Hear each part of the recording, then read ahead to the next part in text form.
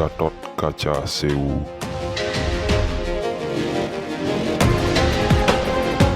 Dikisahkan pada saat peperangan Baratayuda, para Pandawa terdesak akibat banyaknya para prajurit yang gugur dalam peperangan. Para Korawa semakin gelap mata ingin mengalahkan para Pandawa dan menyebabkan para Korawa melalaikan apa yang akan datang membantu Pandawa.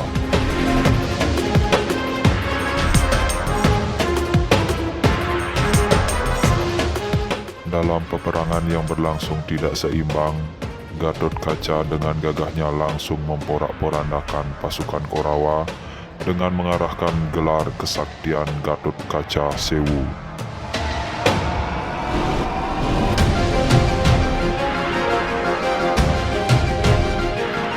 Gatot Kaca berhasil memecah belah dirinya menjadi 1000, bahkan tak terhingga banyaknya yang menyebabkan para Korawa lari kocar kacir.